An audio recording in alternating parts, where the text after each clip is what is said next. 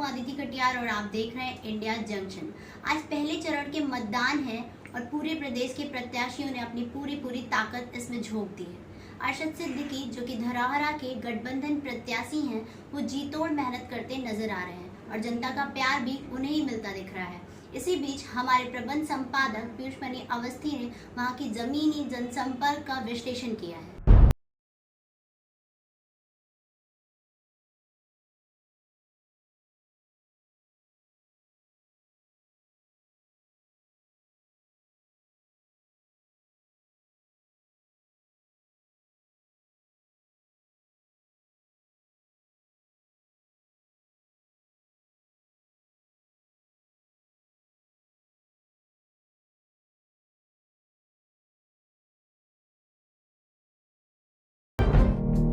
चुनाव का दौर है।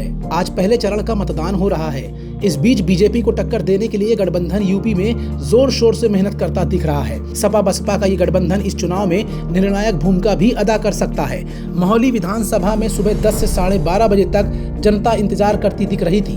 तभी एक काफिला उनकी उम्मीदों का सहारा बनकर आता दिख रहा था। वो काफिला था गठबंधन से बसपा प्रत्याशी अरशद सिद्दीकी का, जो धरौरा लोकसभा सीट से चुनाव लड़ रहे हैं। जैसे ही ये काफिला महौली के कपूरपुर गांव में पहुंचा, उम्मीदों के पंख लग गए। काफिला गांव के अंदर जनसंपर्क के लिए पहुंचा था, मानो अरशद से यहां की जनता का पुराना नाता हो। अरशद उतरे और जनसंपर्क शुरू किया। सबने अपनी अपनी जरूरतें और बातें रखी। अरशद ने सुना और एक एक दिक्कत को दूर करने का वायदा भी किया। फिर आगे बढ़े। अभी हमारे साथ कुछ अम्मा हैं, चाची हैं, मौजूद हैं। हम इनसे भी जानेंगे कि क्या है। थोड़ा सा आगे आ जाइए अम्मा। भाई साहब, हाँ। अच्छा अम्मा, ये बताइए, आप इसी गांव में रहती है ना? हाँ, ये है गाँव। पूरी जिंदगी इसी गांव में बीत गई? ये है मैं जिंदगी। तो अम्मा ये बताइए कि आपके घर में गैस चूल्हा मिला है क्या? हमें कुछ नहीं मिला। कुछ नहीं मिला? कॉलोनी मिली? कुछ नहीं मिला। पेंशन आती है? कुछ नहीं। राशन कार्ड बना है? राशन कार्ड मिलो है तब न ऐसे कल पैदर गए और पैदर यहाँ है।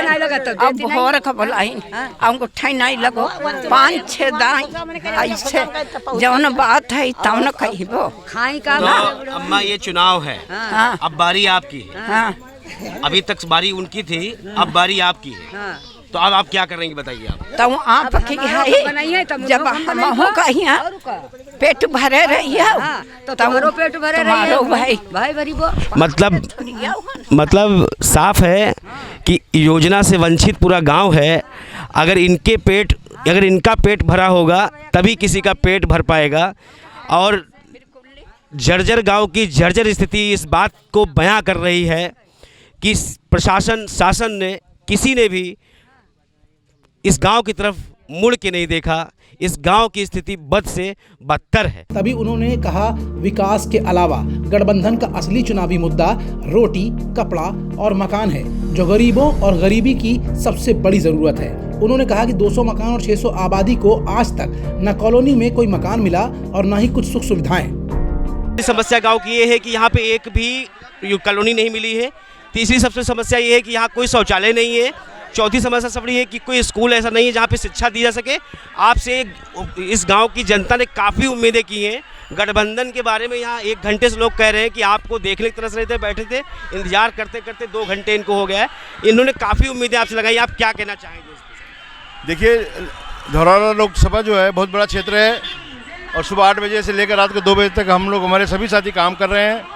ऐसा कभी कभी लेट हो जा रहा है, लेकिन हम लोग कोशिश कर रहे हैं कि हर गांव में जनता के पास जाएं और अपनी बात रखें। जैसा कि पूरे उत्तर प्रदेश में गठबंधन की एक हवा चल रही है। माननीय अखिलेश यादव जी और बहन मायावती का जो ये गठबंधन है, उन्होंने किया है, जनता के दबाव पे किया है, जनता की पुकार पे किया है।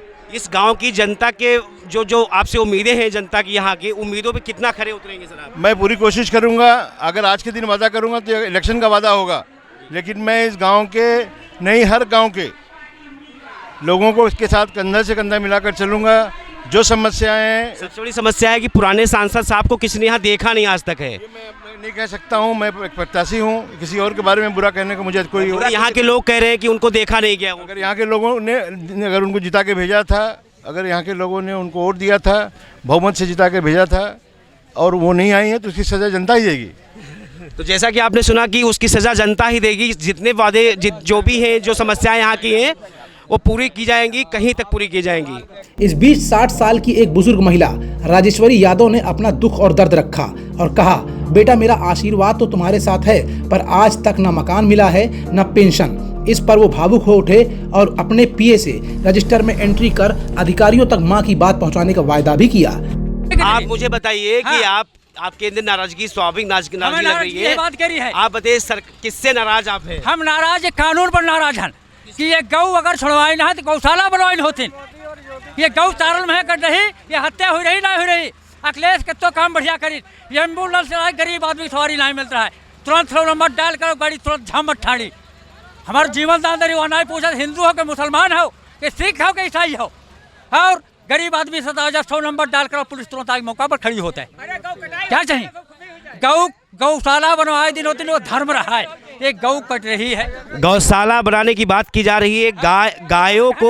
गायों को छोड़ दिया गया। इनके खेतों में जो भारी नुकसान हो रहा है, किसान कहीं ना कहीं से गाय बैलों से त्रस्त हो चुका है। और एक बात जो कही जा रही है कि अखिलेश ने बहुत काम कराया।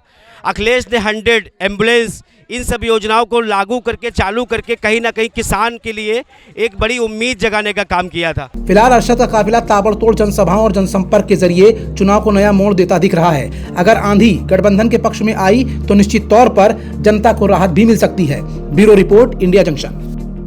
देश और दुनिया की खबरों से जुड़े रहने के लिए सब्सक्राइब करें हमारा चैनल इंडिया जंक्शन।